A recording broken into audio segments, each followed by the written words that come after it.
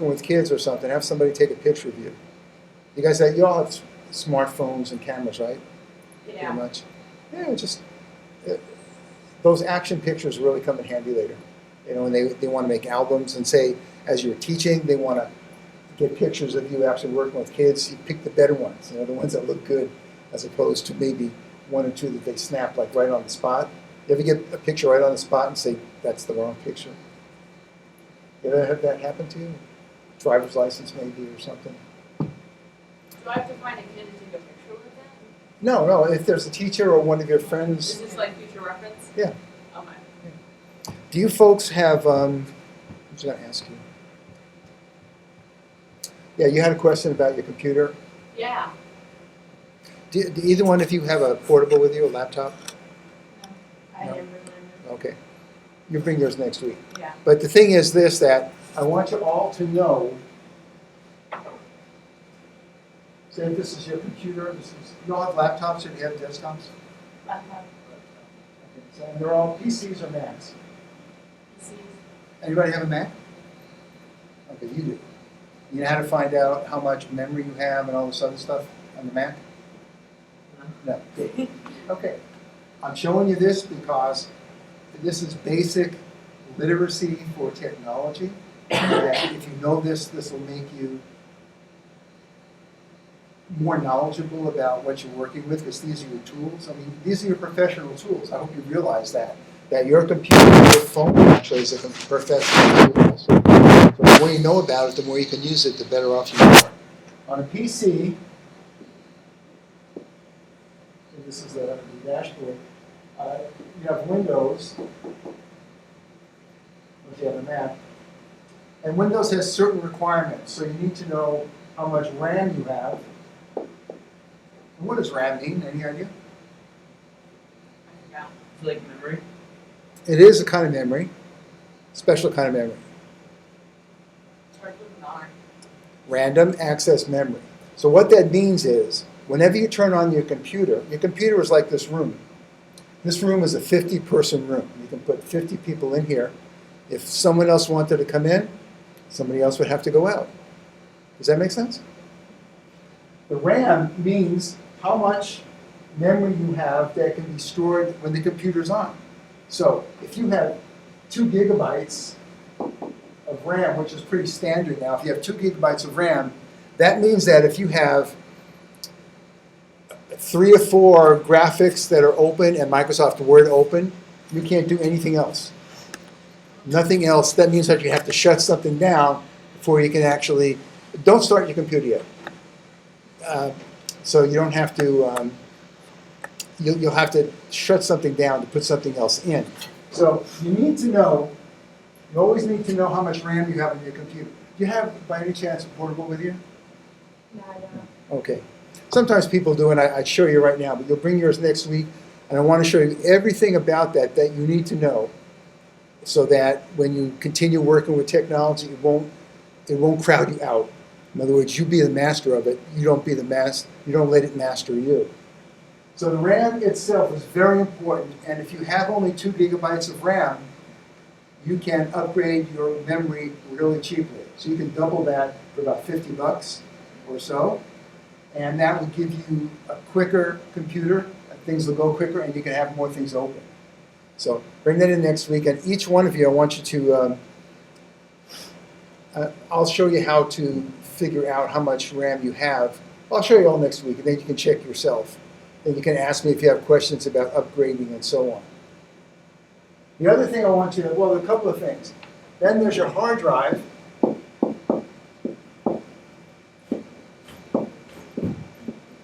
And how big is your hard drive, do you know?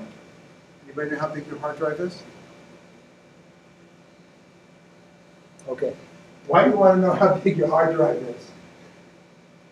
Any idea Is why? that how much you can store on it? It's how much you can store when the computer's off. So when you save your word processing and pictures and everything, all that goes on your computer, and all that takes up space. An average graphic, say if you have a picture or something, the average graphic could be as small as 3 or 4K, or it could be 3 or 4 megabytes. And so that makes a difference on how much you can store. And if you have, say if you have a standard, on a PC probably, a standard hard drive would have maybe 250 gigabytes. Seems like a lot, but that fills up quickly. If you have like a couple hundred photos, that's almost half full. And you always want to have at least 10% of your hard drive free. So in other words, with a 250 gigabyte hard drive, 10% of that would be 25. So you want to have at least 25 gigabytes free so that it moves, everything moves quickly on your computer. Because when you use word processing and some of these other programs, they temporarily store stuff on your hard drive. So that means that if your hard drive only has 2 or 3 gigabytes left, then Microsoft Word can't put a temporary file on your computer. Things will go slower, and you'll say, what's going on, this crappy computer? And it's because you didn't take care of it. I know it's early, I'm tired too. So if you need to get a drink of water, if you have to go to the bathroom, please do that. We're not going to take a break, so we'll just do that. The other thing you want to know on your computer is how many colors your monitor can display, and also the size. So you want to know how many pixels wide it is and how many, well, actually, just the measure of how many pixels it shows.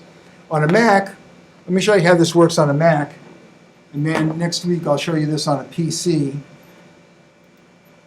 And when you know that, if you go to buy a new computer, you'll know what to ask for. You won't get bullied by the salesman if you buy it at Best Buy or wherever you buy it. You know, they're trying to sell you a computer. They don't really care what you want. They want to sell you a computer. And anybody buy their stuff at Best Buy? It's probably the worst place to buy it. But I mean, they're reasonable. But the people really, on a Mac, this is the way you would find your information. You go down here to About This Mac. See, and what this does is it gives you the information. And if you go to here, it says processor, that's the speed, that's a pretty good processor. Memory, 8 gigabytes, that's the RAM. See that? That's good. If you have 8 gigabytes, you could expand it to 16 gigabytes. And that really makes it even faster. You can have stuff on there. So I would always say try and max out your RAM as much as possible. And for more info, well, actually, Mac does a little bit differently. To find out your monitor and stuff, they've got a system preferences. And this shows you your monitor. On the PC, it's called monitor. Here it's called a display. And this display is now set at 1200 pixels by 800 pixels. So the maximum that it could display actually is 1900 pixels, which is over here. This is the maximum it could display. And if it displays that, the screen looks real big and all the text looks small. So we've kind of made it here to 1280 by 800 so that when I project it on the screen, you can see it better. Does that make sense? And that's where you want to know your screen resolution, because if you make a presentation using PowerPoint or something else, you do it at home on your computer, and the resolution might be 1900, and then the presentation software at the school is only 1200. You won't be able to fit all your stuff on the screen. You'll be there, and all of a sudden you'll be really embarrassed because it won't look good. So I don't want you to be embarrassed. Question or comment about that? Yeah, go ahead. I'm just thinking, like, in comparison, because I have an iPhone and mine's 16 gig, like, what's the difference between 8 gig of a computer and, like, a gig on the phone? Yeah, the gig on the phone is your storage. It's not the RAM. Okay. If you have an iPhone, the RAM you have is about, I think, 512K. sorry, 512 megabytes, not even a gig. Do you have the latest iPhone? No, that's 5. The what? I have the 4S on the 5. Okay, well 4S is close. So that might be a megabyte. Sorry, a gigabyte. That'd be 1 gig. So anything that goes on in your computer or on your phone, it has the same kind of RAM in it. So when you turn the phone off, everything's off. If you just put it at rest and you put it on, you still can't do a lot of stuff unless like sometimes it says you want to take off some programs to have that work. That's the storage. The RAM itself, the storage is the 16. The RAM itself is just when you run the system and say you get an email, the RAM handles that. Say you want to send something out, again, that depends on your RAM. And it's good. Tablets too, same thing. Yeah, anyone have a tablet? I have a Nook tablet. Nook? Okay, well, it's the same thing. A Nook, for Barnes & Noble, I think is Nook. It has both the RAM and the ROM, same thing, or the RAM and the storage. But it's pretty small because they don't have a lot of applications. It's just text. Okay, so those are important things. Sometimes you want to make a buying decision. Like you're in college now, you're going to be here another 2 years. Chances are at least 2 or 3 of you are going to buy a new computer or some kind of device. You really want to be a little bit more knowledgeable so that you get the best deal. You don't want to, find out a couple of weeks later you could have got something better, or you should have got something better, or you should have got something different. So bring it in next week. I really want you to know these things so that you'll be able to use that information. Okay. Question or comment? Other? Got to have 2.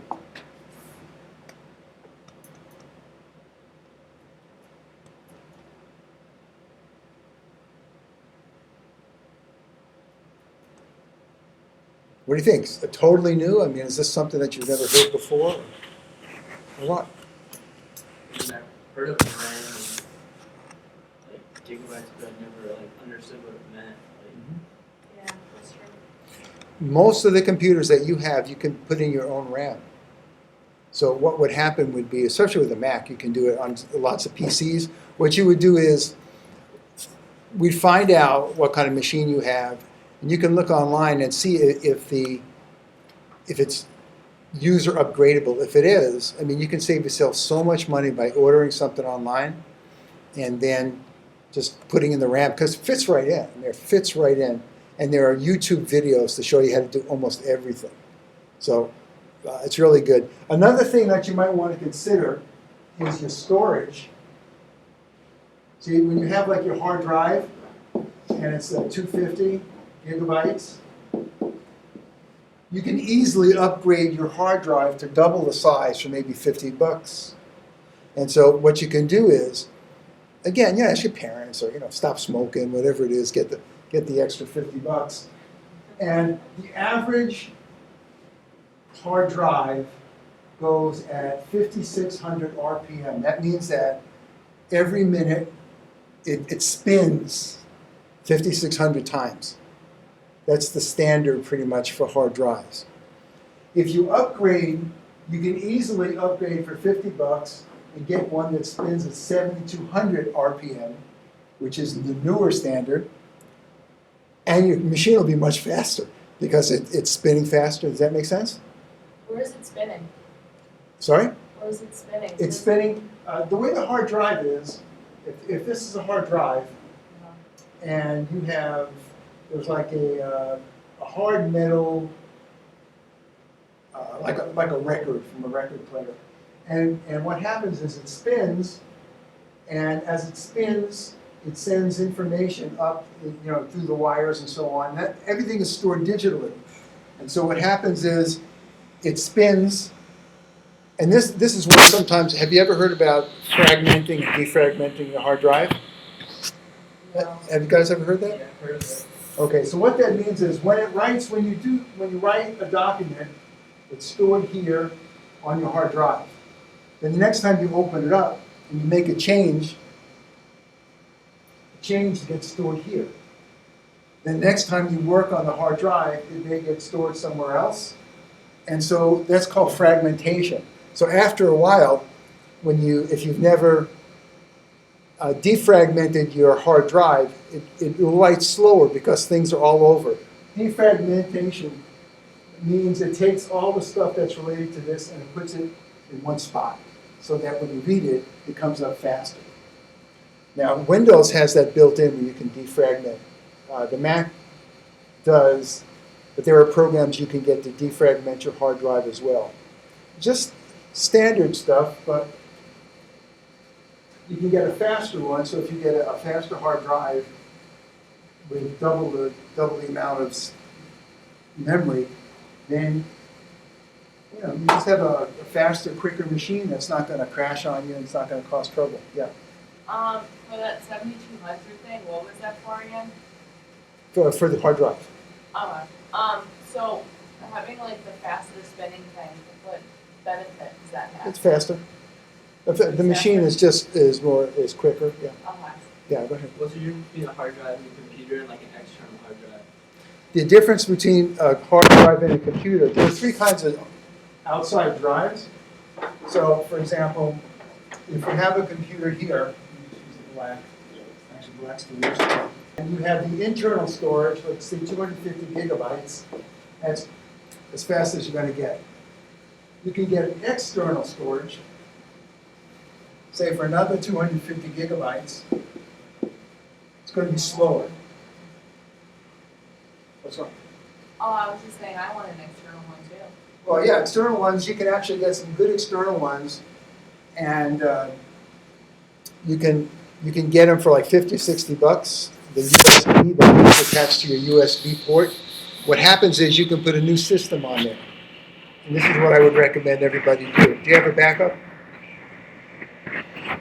You would back up your file, you can back up your files there, but you can also put a new system. So if your computer crashes, which you probably will at some time in your life, you can use that to actually rescue your computer.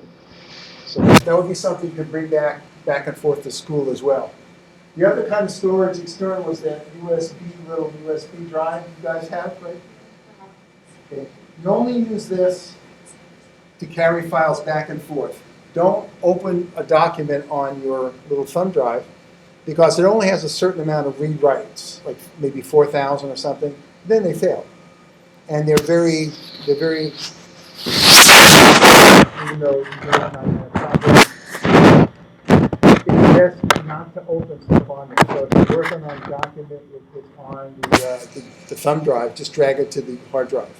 Then work on there. When you're finished, drag it back on there. Take it back. Yeah. So what do you recommend we do, like, to store like all of our old papers and stuff? Do you recommend like just backing up or an actual external thing? No, what I would recommend is when you get to a certain point, put them on a DVD, and then archive the DVD. And then if you have something to store it, a lot of people store it online now. They buy a hard drive that's just for backup. You can do that as well. Try and back up your stuff at least in two places, because something will fail at some time. Have you heard the term cloud, the cloud storage, cloud? Do you know what that means? You guys using that? And You use it for iMac, and the iCloud. The cloud means that somewhere else outside of your computer, someone has a computer where they store your stuff. That's called the cloud. It's like out there. And there are several good companies that actually have cloud storage that you can use. Google is one. Google has 5 gigabytes of free cloud storage. So what you you all should have a Google account. You're going to have it today. But Google gives you 5 gigabytes worth of storage. So any of your school papers, any of your important documents, you can leave up there on the Google account. And it's as secure as anything else. And then if your computer crashes, then all your important documents, you'll be able to get them. That's what the cloud's for. So you don't have to be, it doesn't have to be on your computer. it's up in the cloud. You can actually access that with your smartphone. If you have an iPhone, you can, like from here with my iPhone, I can get any of the documents that I have in my iCloud, and I just pull them up here, and then I can print them from here, or I can put it here to somewhere else. So that would be something as far as storage.